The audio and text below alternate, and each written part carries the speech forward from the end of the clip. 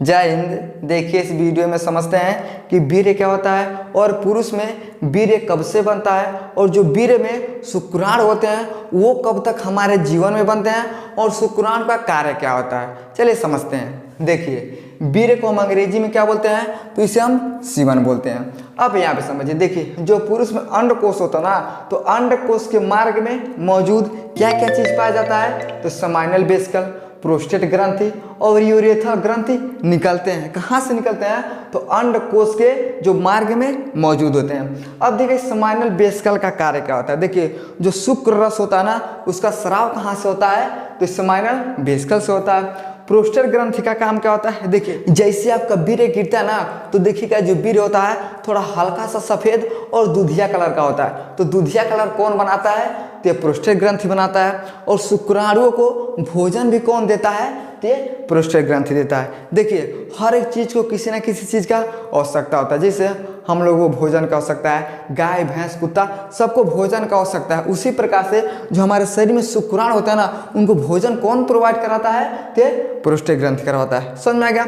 और उसी में यूरेथ्रल ग्रंथि निकलता है। समझ में आ गया। अब यहाँ पे समझिए, देखिए 60% समाइनल वेसिकल होता है, 30% प्रोस्टेट ग्रंथि होता है, 10% अंडकोश में बने शुक्राणु होते हैं। देखिए 60 30 90 10 कितना हो गया, तो पूरा 100 हो गया। यानी 60% समाइनल वेसिकल, 30% प्रोस्टेट ग्रंथि, 10% अंडकोश में बने शुक्राणु होते हैं। इतना आपको समझ में आ गया। अब यहाँ पे समझिए, देखिए वीर्य का बनना, अब कहिएगा कि वीर्य हमारे शरीर में कब बनता है। देखिए 11 साल से लेकर 13 साल के बीच में क्या होता है, तो वीर्य बनना शुरू हो जाता है। और वो वीर्य 17 साल से लेकर 18 साल तक, यानी जैसे बच्चा 17 साल से लेकर 18 साल तक होता ना, तो जिसके अंदर वीर्य का मात्रा होता है वो बहुत तेजी से बनने लगता है। कब से बनता है, तो 11 साल से लेकर 13 साल के बीच में जो वीर्य होता है ये बनना शुरू हो जाता है। और जैसे बच्चा 17 साल और 18 साल का होता है ना, तो उसके अंदर वीर्य बड़ा तेजी से बनने लगता है। समझ में क्या।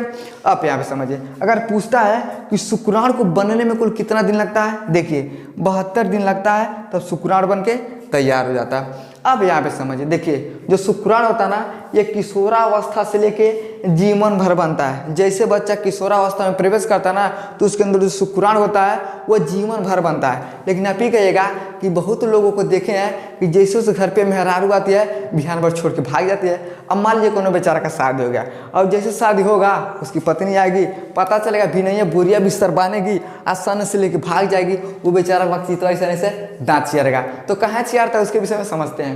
देखिए जो ब्रेन होता है ना, उसमें क्या होता है, पिट्यूटरी ग्रंथि होता है और उसमें FSH हार्मोन्स पाए जाते हैं। तो FSH हार्मोन्स किस में पाए जाते हैं, तो हमारे ब्रेन में जो पिट्यूटरी ग्रंथि होता है। अब देखिए जो टेस्टिस होता है, अगर पूछता है टेस्टिस का संख्या कितना होता है, तो 2 ठोरा होता है। और टेस्टिस में एस्ट्रोट्रॉन हार्मोन्स पाए जाते हैं। यानी ब्रेन में क्या होता है, पिट्यूटरी ग्रंथि होता है, इसमें क्या होता है, FSH हार्मोन्स पाए जाते हैं, और टेस्टिस में एस्ट्रोट्रॉन हार्मोन्स पाए जाते हैं। और यह दोनों जो हार्मोन्स होता है ना, यही क्या होता है, शुक्राणु को बनने में बड़ा महत्वपूर्ण भूमिका निभाता है। अगर यह दोनों हार्मोन्स अगर हमारे शरीर में कमी होने लगे ना, तो जैसे कमी होगा तो शुक्राणु नहीं बनते हैं। अब एक बात बताइए, जिसके अंदर शुक्राणु बनवा नहीं करेगा, स्पर्म बनवा नहीं करेगा, तो कौन रहेगी, वो तो भगवे करेगी। तो देखिए FSH और एस्ट्रोट्रॉन हार्मोन्स का जब हमारे अंदर कमी हो जाता है ना, तो जो शुक्राणु होते हैं इनका बनना कम हो जाता है, और कमी हो जाने के कारण पुरुषों में क्या होता है, दिक्कत हो जाता है। समझ में आ गया इतना। अब हम समझते हैं कि पुरुष में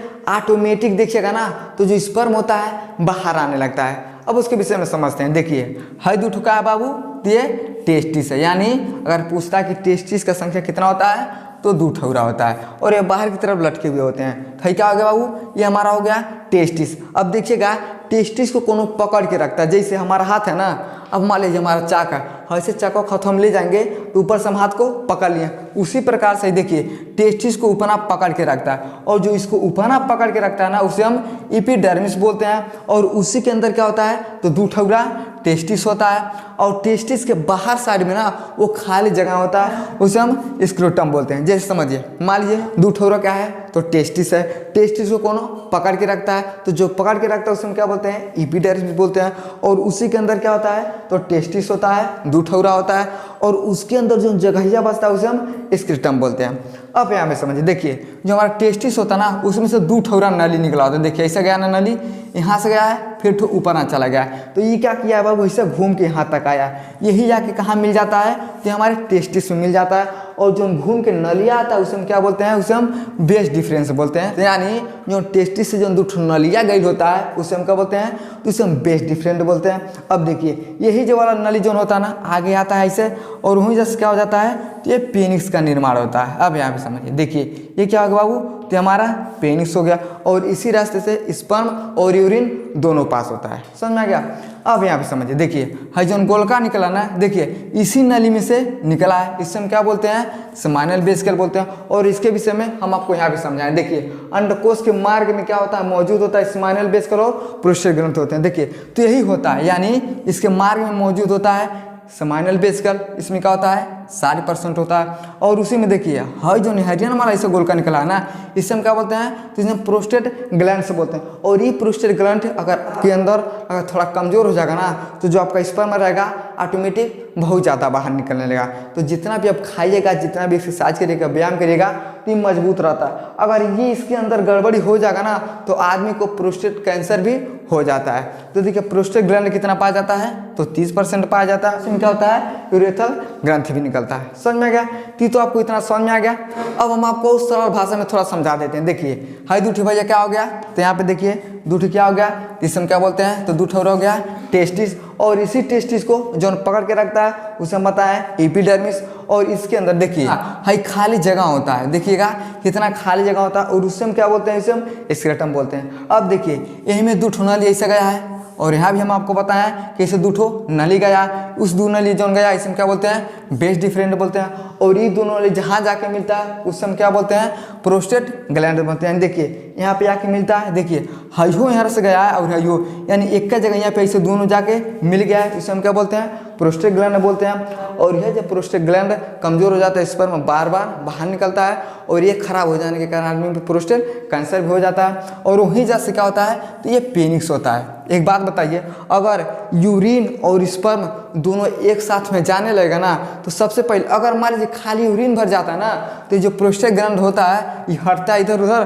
तो यूरिन पास कर देता है। लेकिन अगर स्पर्म और यूरिन दोनों एक साथ में जाता है ना, तो सबसे पहले स्पर्म बाहर निकलता है, उसके बाद हमारा यूरिन निकलता है। समझ में गया। जिसको यहाँ समझ में नहीं आया होगा भैया इसमें समझ लीजिएगा। समझ में आ गया तो वीडियो को लाइक शेयर सब्सक्राइब जरूर करें। जय हिंद, वंदे मातरम। तब तक के लिए धन्यवाद, मिलते हैं अगले वीडियो में।